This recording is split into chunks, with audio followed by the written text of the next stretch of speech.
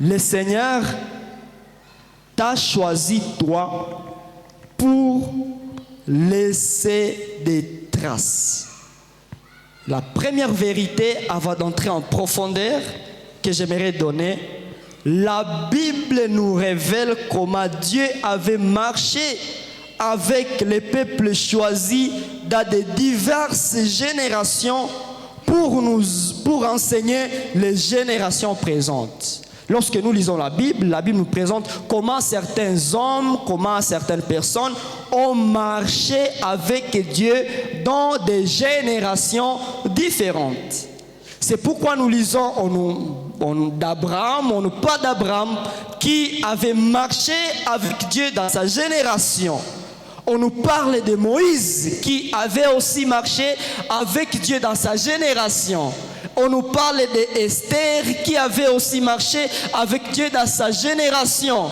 On nous parle de Jean-Baptiste qui avait aussi marché avec Dieu dans sa génération. La Bible nous rend compte des personnes qui ont marché avec Dieu jusqu'à laisser des traces dans leur génération. Et aujourd'hui, nous parlons de leur nom parce que le Seigneur les avait utilisés sur base de la connaissance qu'ils avaient de Dieu. La Bible nous rend compte et nous parle sur la vie de certaines personnes qui avaient marché avec Dieu. Comme nous aussi, dans cette génération, tout en nous inspirant de ce qui s'était passé avec les autres, le Seigneur nous a appelés aussi pour laisser des traces. Alléluia. Une question très simple que je peux poser à tout le monde.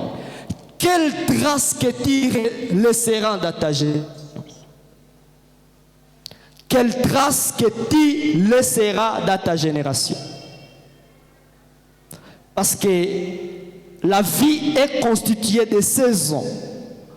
Et j'aimerais te dire, le Seigneur te met quelque part pour une saison. Le Seigneur met certaines personnes dans un lieu pour une saison. Par exemple, c'est juste un exemple. Kakazelo, tu peux être avec nous ici pour une saison. Peut-être toi aussi, tu peux être enseignant pour une saison.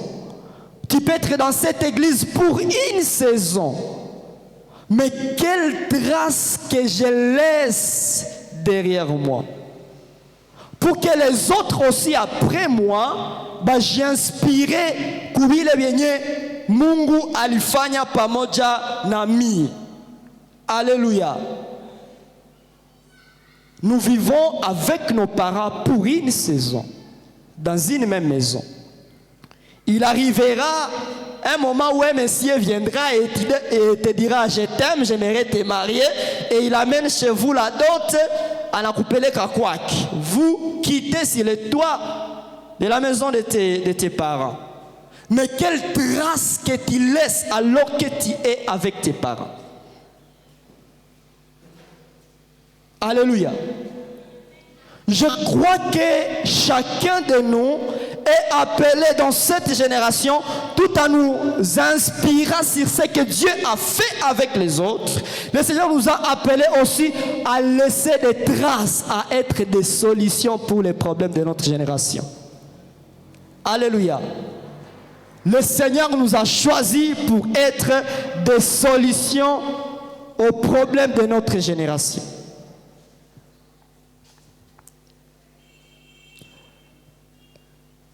Mais tout ce que je vous dis là, laisser des traces, impacter sa génération, aider les vies, dépend de la connaissance que nous avons de Dieu. La connaissance que nous avons de Dieu. Deuxième vérité, la Bible nous révèle qui est Dieu. Une génération qui connaît la puissance de son Dieu, c'est une génération qui fera des exploits. Alléluia. Si nous connaissons vraiment qui est notre Dieu, nous ferons des exploits avec notre Seigneur. Alors, j'aimerais juste donner 4 dimensions de la marche, 4 dimensions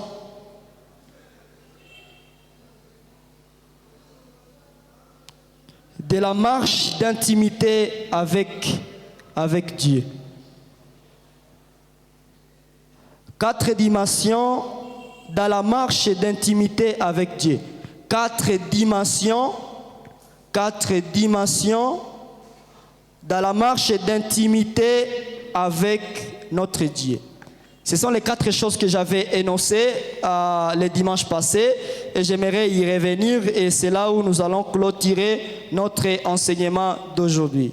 J'aimerais les rappeler pour ceux qui n'étaient pas là la fois passée. On avait parlé des 4 dimensions dans la marche d'intimité avec notre Dieu. Premièrement, il y a ce qu'on appelle l'ignorance de Dieu.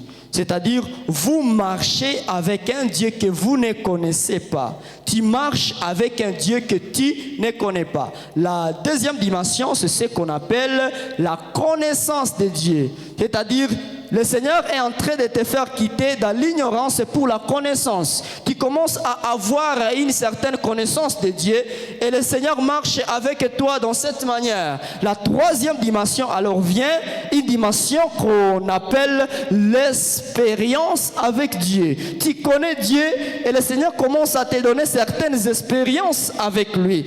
Tu quittes la dimension des expériences pour commencer à ressembler alors ton Dieu. Tu commences alors à être à l'image de celui qui t'a créé. Alléluia. C'est pourquoi nous allons clôturer notre message en parlant de ces 4 dimensions. Les autres parlent des 4 dimensions de l'adoration. Parce que la vie du chrétien, c'est une vie d'adoration. L'adoration n'est pas que chanter ici devant, danser pour Dieu. L'adoration, c'est toute une vie. Et dans la marche, dans l'adoration, dans la vie d'adoration, il y a ces 4 dimensions. L'ignorance de Dieu, la connaissance de Dieu et l'expérience avec Dieu et en fait la ressemblance avec Dieu. Tu commences à ressembler Dieu. Nous vivons dans une génération où les gens sont ignorants par rapport à la personne de Dieu. Par rapport à la personne de Dieu. Mais vous allez voir certaines personnes, lorsqu'ils entrent dans la présence de Dieu, ils adorent Dieu sur base de ce que les autres disent de lui. Mais ils n'ont pas une vie personnelle qui les motive et qui les pousse de l'adorer sur base de ce qu'ils ont vécu avec Dieu. Vous allez voir, quelqu'un, il commence à dire, oh, tu es El Shaddai, tu es le Dieu très haut, Jéhovah Sabaoth. Nous avons des noms avec lesquels nous prions. Vous allez voir, quelqu'un, il a des noms Jéhovah Rapha. Cela aura un point lorsque tu vivras le Jéhovah Rapha dans ta vie. Cela aura vraiment une puissance dans la présence de Dieu lorsque tu vivras le El Shaddai, le Dieu tout-puissant, lorsque tu l'expérimenteras dans ta vie. Alors, nous vivons dans une génération où beaucoup de personnes sont dans l'ignorance de Dieu. Nous ne savons pas qui est Dieu, qui est ce Dieu. C'est pourquoi dans l'église aujourd'hui, il n'y a pas la crainte de Dieu parce que nous ne connaissons pas qui est Dieu. Là où il n'y a pas la connaissance de Dieu, les gens profanent les sacrés. Les gens ont commencé à profaner les sacrés dans l'église parce qu'ils sont dans l'ignorance de Dieu. Vous allez voir quelqu'un, il chante à l'église, il quitte à la chair et il part dans des choses qui n'honorent pas Dieu parce qu'il est encore dans l'ignorance. Là où il y a la connaissance, il y a la crainte et la peur et le respect du sacré. Là où on ne connaît pas Dieu, on profane les sacrés. Tu es en train de jouer avec ton corps. Parce que tu ne sais pas encore que ton corps est le temple du Saint-Esprit. Tu ne sais pas que Dieu, le Père, Jésus et le Saint-Esprit, lorsque tu t'es décidé de donner ta vie à Jésus, ces trois personnes en Dieu ont décidé de venir habiter et demeurer en toi. Et ton corps est devenu un temple. Alléluia. Là où il n'y a pas la connaissance de Dieu, là où il y a l'ignorance de Dieu, les gens profanent et les sacrés.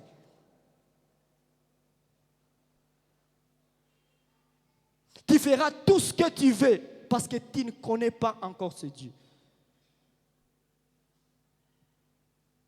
Tu n'as pas la révélation de ce Dieu. Tu fais du n'importe quoi parce que tu ne cherches pas encore à connaître Dieu.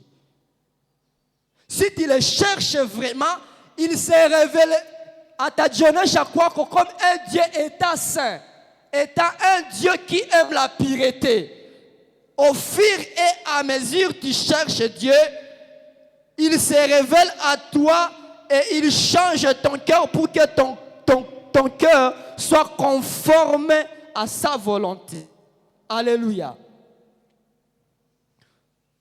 Nous faisons du n'importe quoi dans la vie parce que nous vivons peut-être encore dans l'ignorance de Dieu. Nous ne savons pas qui est ce Dieu qui est avec nous. Qui est ce Dieu dont la Bible parle. Alors, nous devons quitter de cette première dimension pour la deuxième dimension qui est la connaissance de Dieu. Celui qui est dans l'ignorance de Dieu, c'est quelqu'un qui n'a jamais donné sa vie à Jésus. Quelqu'un qui ne connaît pas au fait Dieu. Lorsqu'on parle de Dieu, c'est juste de l'embryer. Il n'a pas vraiment ce qu'il peut dire de Dieu. Il y a deuxième dimension, ce que j'ai appelé la connaissance de Dieu. Tu commences alors à connaître Dieu. Tu cherches à connaître le Seigneur. Et on cherche à connaître le Seigneur par ce qu'on appelle la Bible, qui est la révélation écrite de la volonté de Dieu. Alléluia. Là où nous avions lu dans Colossiens chapitre 1er, le verset 9, Paul avait appris de la croissance et des défis qui étaient dans l'église de Colosse. Il écrit à cette église. Il dit, lorsque j'ai entendu parler de ce qui se passe chez vous, je ne cesse de prier pour vous, en fait que vous soyez remplis de la connaissance de sa volonté. Et j'aime la version parole vivante qui dit, je prie pour vous pour que vous soyez remplis de la connaissance de la volonté de Dieu, en fait de faire ce qu'il attend de vous. Je ne sais pas si la technique a la version parole de vie ou français courant. La connaissance de Dieu ou la connaissance de la parole de Dieu nous aide à faire ce que Dieu attend de nous.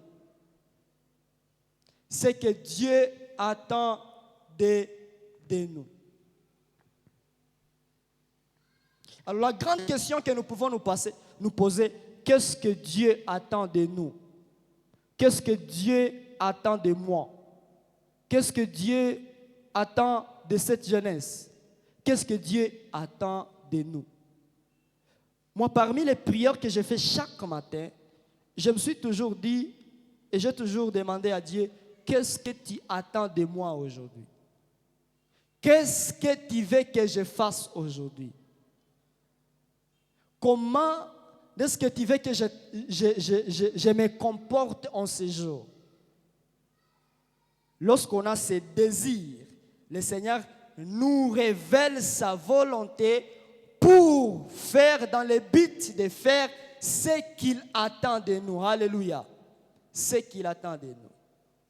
La connaissance de la parole de Dieu nous aide à faire ce que Dieu attend de nous. Ce que Dieu attend de nous. Ce que Dieu attend de ta jeunesse. Ce que Dieu attend de toi dans ta famille. Ce que Dieu attend de toi dans ton environnement. Ce que Dieu attend de nous en tant que jeunesse de Bénéville.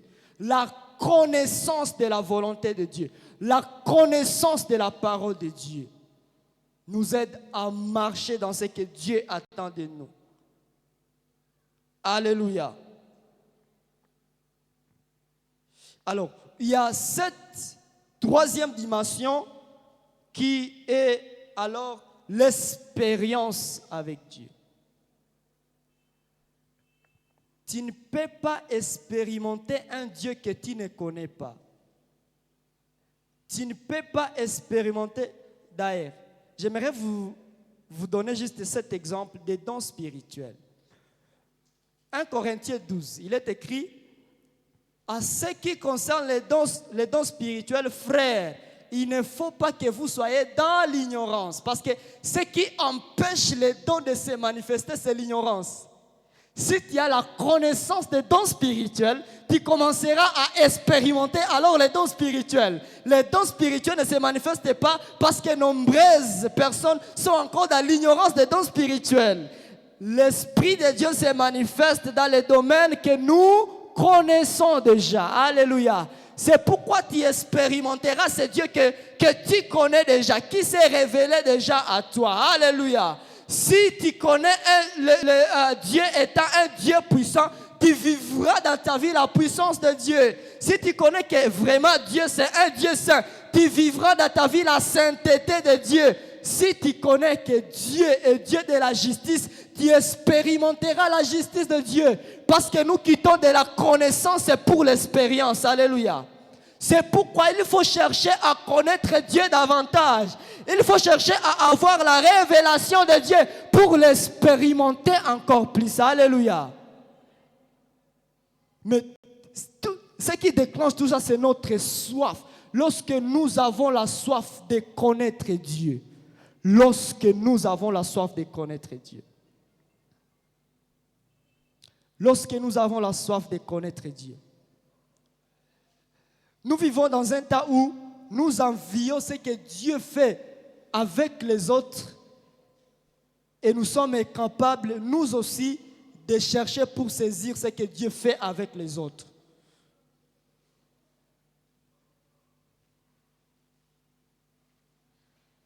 Nous envions ce qui se passe chez les autres.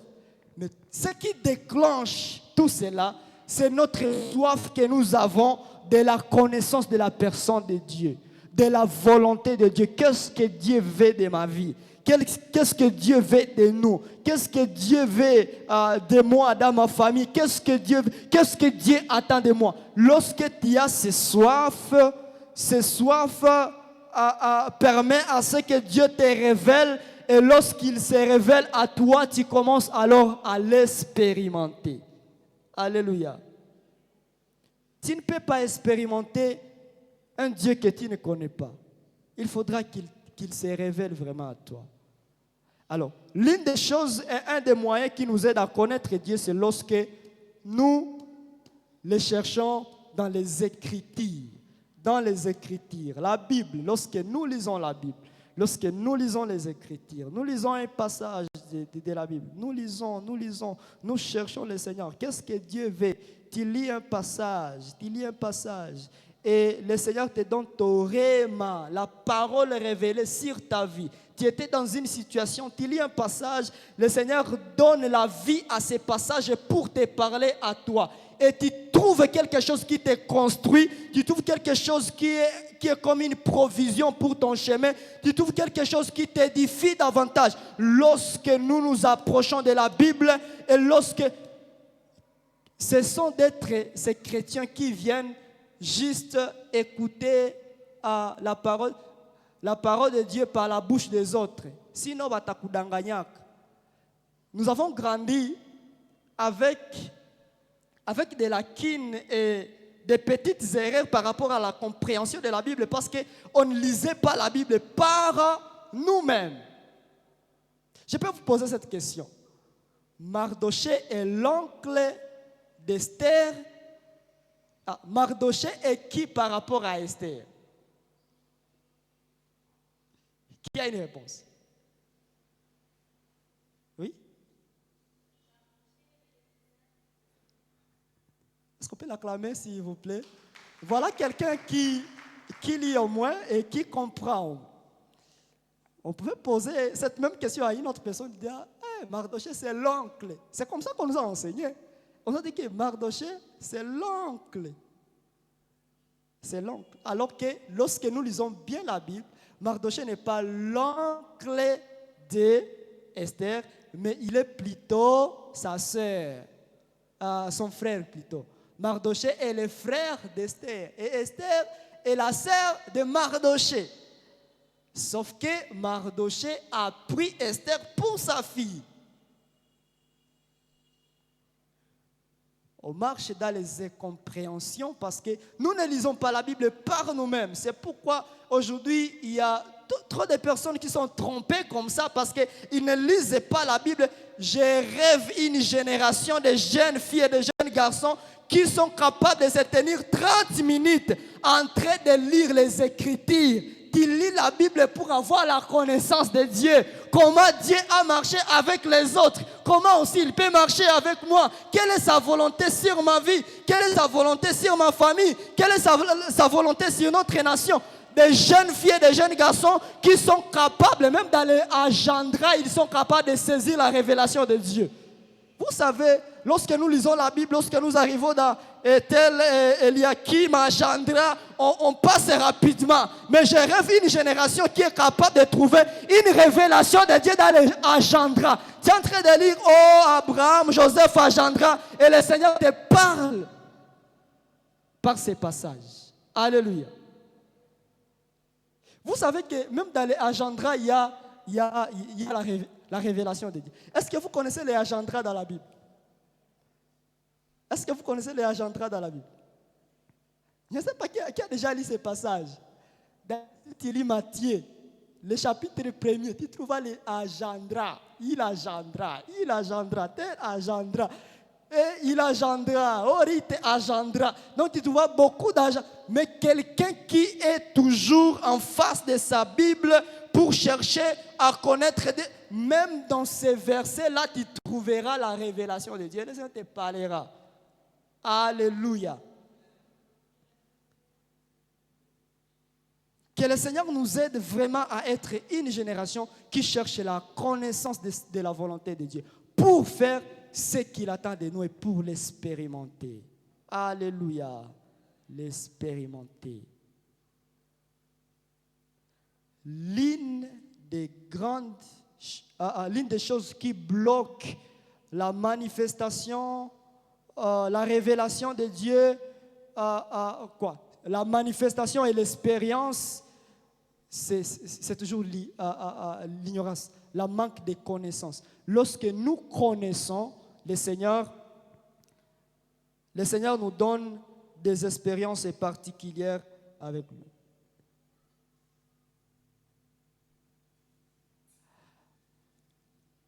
Une autre vérité, le Seigneur nous utilisera et t'utilisera sur base de la révélation que tu as de lui. En d'autres termes, tu expérimenteras Dieu sur base de la révélation que tu as de lui. Si tu n'as pas la révélation d'un Dieu qui est capable de ressusciter les morts, tu croiras que la résurrection des morts était restée là, dans les générations là de Jésus. Tu ne croiras pas que ça peut se faire aujourd'hui. Une personne vient me dire, frère, est-ce que les miracles existent encore aujourd'hui? Est-ce que les prophéties là, d'ailleurs, est-ce que les prophéties là sont vraies? Lorsque j'entends les gens dire, oh, je vois, oh, est-ce que d'ailleurs c'est vrai? Je lui ai dit, ton problème, c'est que toi tu es dans l'ignorance. ce que Dieu n'a pas encore fait avec toi, il ne faut pas imaginer et dire que Dieu ne peut pas le faire avec les autres. Les autres ont la révélation. C'est pourquoi ils manifestent. Toi, tu n'as pas la révélation. Tu crois encore que Dieu est resté toujours dans les Écritures. Mais lorsque tu lis, le Seigneur peut te révéler toi particulièrement. Donc, tu quittes la révélation collective à la révélation particulière. Voilà. La révélation collective à la révélation particulière. Le Seigneur se révèle à toi particulièrement et tu l'expérimentes particulièrement.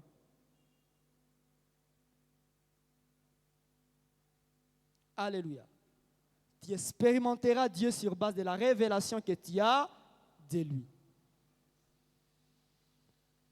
Et nous cherchons la volonté de Dieu et la révélation de Dieu dans les Écritures. La Bible. Est-ce qu'il y a des personnes qui lisent la Bible en ces lieux? Est-ce qu'il y a des personnes qui ont des moments d'intimité où ils peuvent prier et lire la parole? J'aimerais j'aimerais vous donner ces conseils.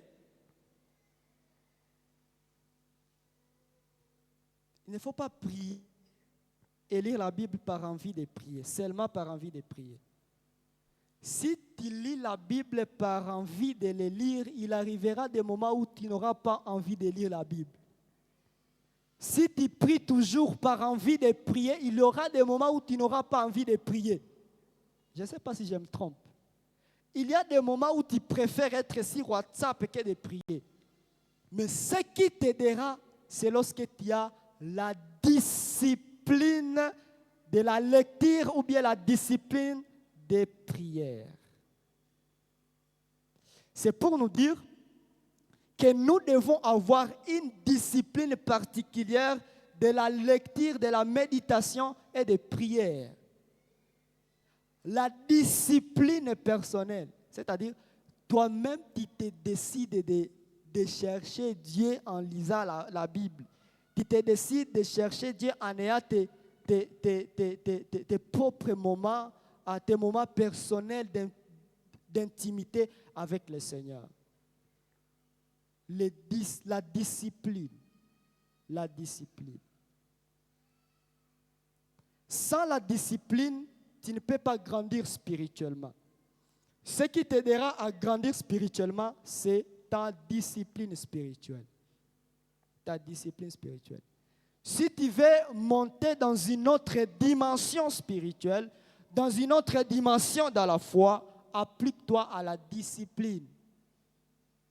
Et des moments où tu te dis, ça là, ce moment ici, c'est mon moment de méditation et de lecture. Je dois lire pour connaître la volonté de Dieu.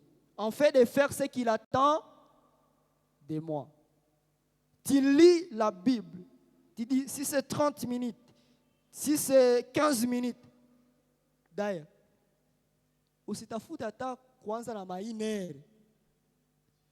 Et des petits moments là, 5 minutes, 10 minutes. Donc, tu lis la Bible et tu pries. Tu lis, tu pries. Chaque jour, Mungu hatungojea ko seulement il est ma grand moment de prière. Même les petits que nous pouvons faire, mais il faut qu'il y ait une cour régulière pour que tu recevoir visitation à moi. Il faut que ta discipline soit juste régulière pour que le Seigneur t'accorde sa grâce. Ok?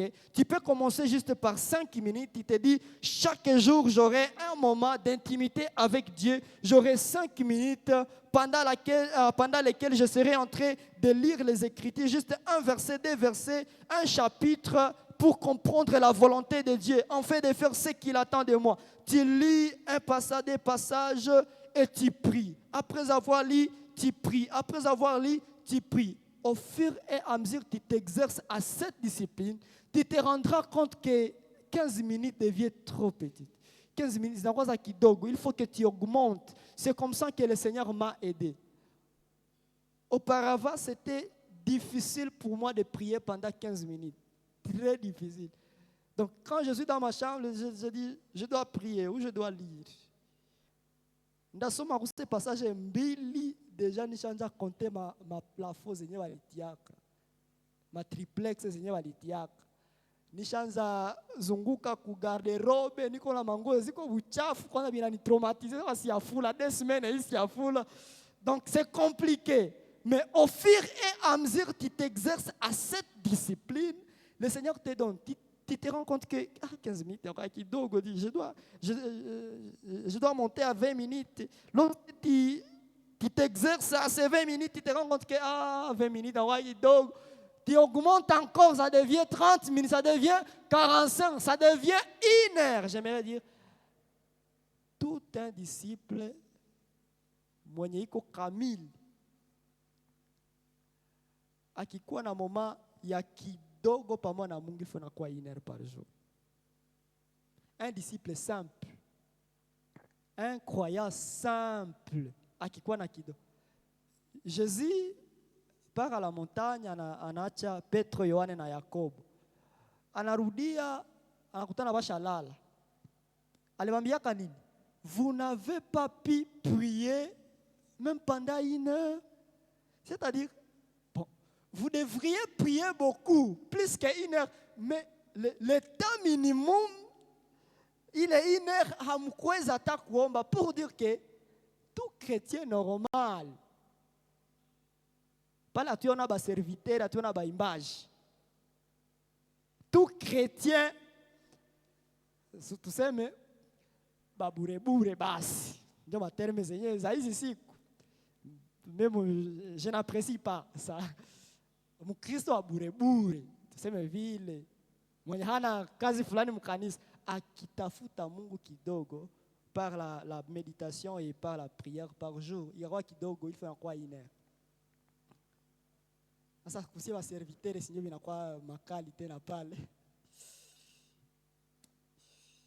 Que le Seigneur vraiment nous aide. C'est pas facile par notre propre force, mais avec la force de Dieu, nous serons capables. La 4e dimension, c'est alors tu quittes de l'expérience à la ressemblance. Tu commences à ressembler. Plus tu fréquentes Dieu, plus tu expérimentes Dieu, plus tu commences à ressembler Dieu. Plus tu commences à avoir l'image de Dieu en toi. Parce que Dieu veut voir son image en nous. L'image de Jésus en nous. Lorsque Dieu voit patient, il veut voir Jésus en moi. Lorsqu'on met ici Passia et Jésus, kumbe, c'est le Dieu, kumbe kuna kuwa ressemblance. Mais tout ça, c'est lorsque nous désirons à passer d'une dimension à une autre. De l'ignorance à la connaissance, de la connaissance à l'expérience, de l'expérience à la ressemblance.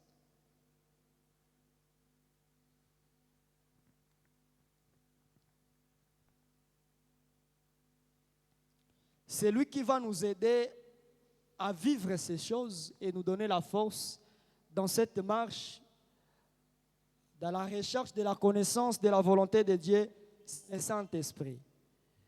Dieu sait que Moutou, alors Mouzaïf, Dieu le sait, que nous avons la chair. On ne peut pas réussir par nous-mêmes.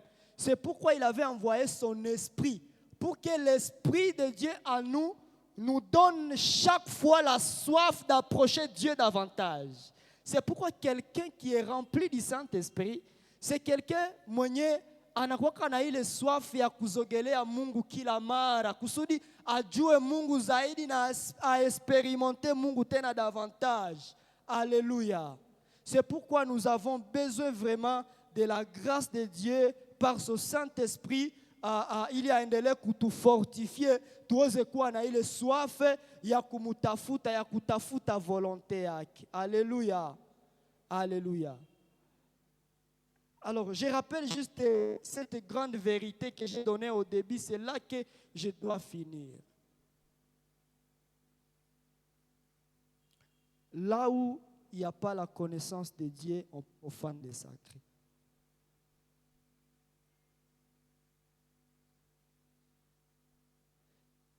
Plus, une vérité que j'avais donnée, plus tu t'avances vers Dieu, plus le péché perd son goût.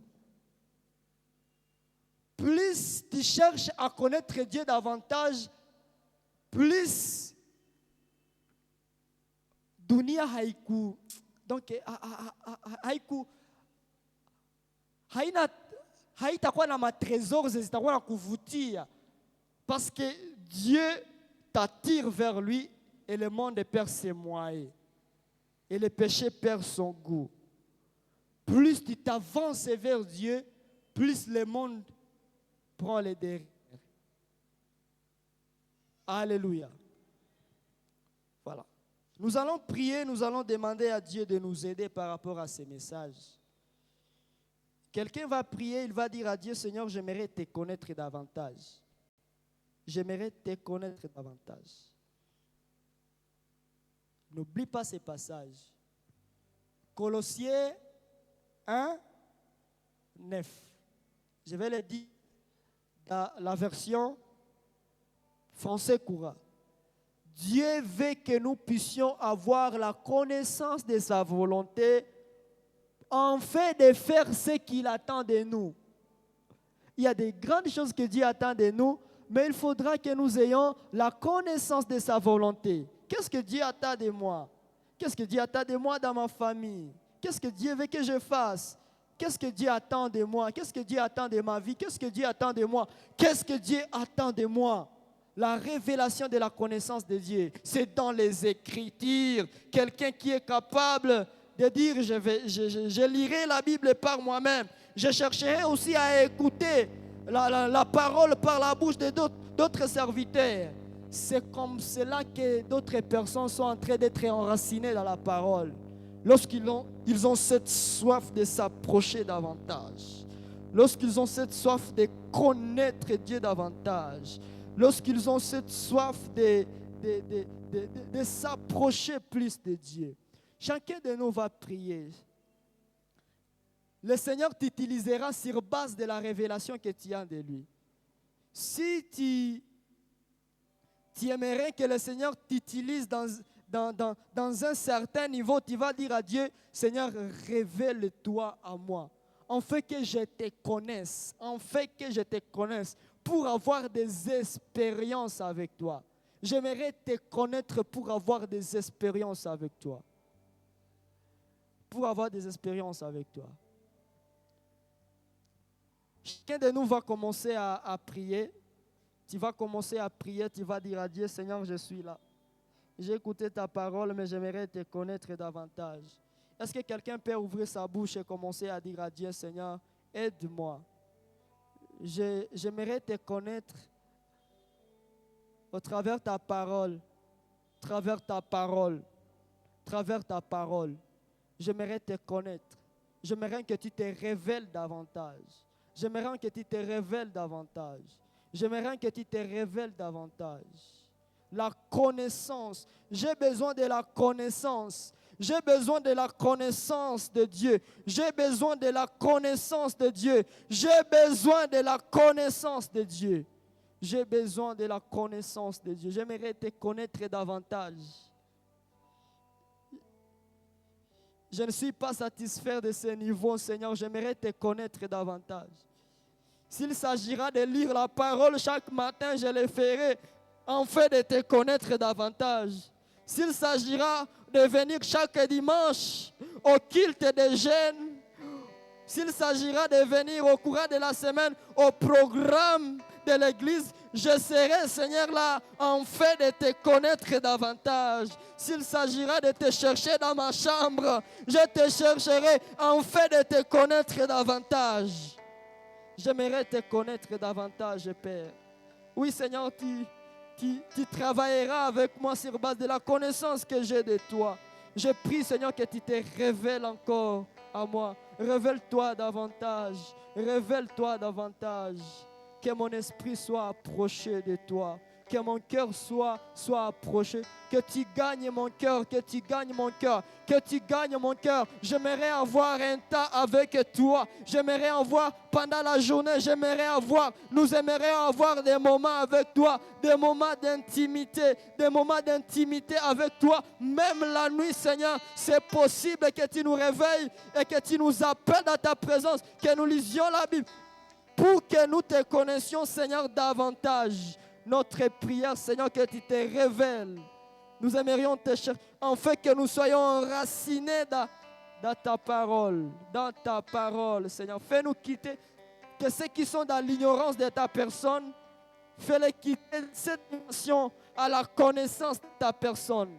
À la connaissance de ce que tu es. Et ceux qui te connaissent sans expérience, nous prions, Seigneur, que nous puissions commencer à avoir des expériences sur base de la révélation que nous avons de toi. Si tu es le Dieu qui sanctifie, que nous expérimentions, Seigneur, la sanctification. Si tu es le Dieu, Seigneur, qui touche des vies, qui transforme des destinées, si nous te connaissons sur base de cette révélation, que nous commencions, Seigneur, à vivre, Seigneur, cette transformation. Si tu es le Dieu qui guérit les malades, que nous commencions à expérimenter ta puissance dans la guérison des malades. Seigneur, nous prions que nous expérimentons, Seigneur, ta puissance et ta personne. Que nous vivions, Seigneur, des expériences avec toi. Tellement des expériences, nous aimerions, Seigneur, te ressembler, comme tu es, être comme tu es, être comme tu es. Si nous n'avons pas de l'amour, à cause de l'intimité, de l'expérience que nous avons avec toi, ou que tu montes à nous, ta compassion monte à nous. Si nous ne sommes pas encore purs, Seigneur, plus nous t'expérimentons, plus nous te connaissons, Seigneur, que cette nature de pureté monte dans le cœur de tout et chacun de nous. Seigneur, c'est notre prière et c'est ma prière pour cette jeunesse et cette génération. Aide chacun de nous, Seigneur, que la gloire te revienne à jamais dans le nom puissant de Jésus-Christ. Nous prions. Amen. Tu vas acclamer le Seigneur.